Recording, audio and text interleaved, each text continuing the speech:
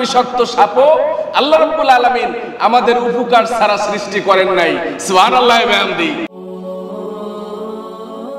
আত-তাকওয়া channel, সত্যের সন্ধানে।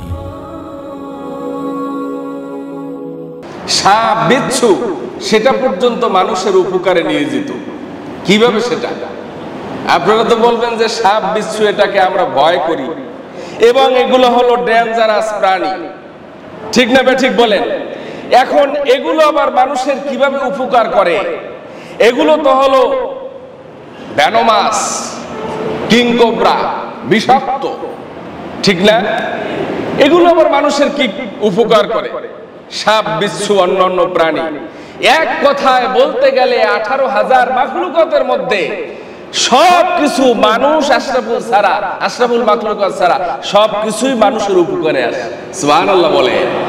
দেখুন, সাপের বিষ দিয়ে মানুষের জন্য মূল্যবান ওষুধ তৈরি করা হয়, যে ঔষধ মানুষের জীবন রক্ষা করে, মানুষের রোগ শোক থেকে তাকে কিউর করে।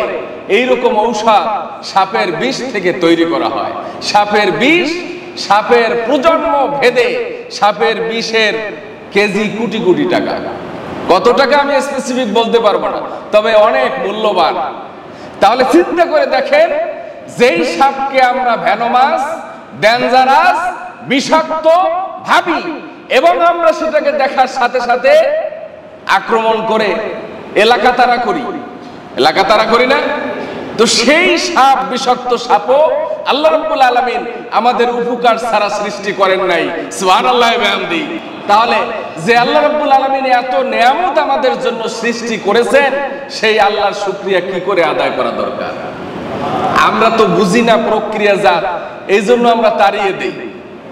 একবার মসজিদের মুতাওয়াল্লি সাহেব বললেন যে হুজুর, আমাদের বাড়িতে ঢোকার সময় জাতি সাপের ঘ্রাণ আসে, এই জাতি সাপ তাড়ানোর জন্য আমি ঢাকা থেকে ঔষধ নিয়ে আসছি, যাতে করে তারা লোকালয় ছেড়ে নির্জনে চলে যায়। দেখুন, আমরা তো জানি না জাতি সাপ আমাদের কত বড় উপকার করে এবং এই জাতি সাপ যে প্রকৃতির মধ্যে থাকাও যে কত বড় উপকার, এগুলো আমাদের জানা নাই। দেখা আমরা এগুলোকে ভয় পাই, ঠিক কিনা জোরে বলেন? সমস্ত প্রাণীগুলো আমাদের জন্য উপকারে আসে, এ সম্পর্কে আমাদের নলেজ নাই, এই সম্পর্কে আমাদের জানা নাই। কারণ আল্লাহ রাব্বুল আলামিন আমাদেরকে নলেজ দিয়েছেন খুব কম।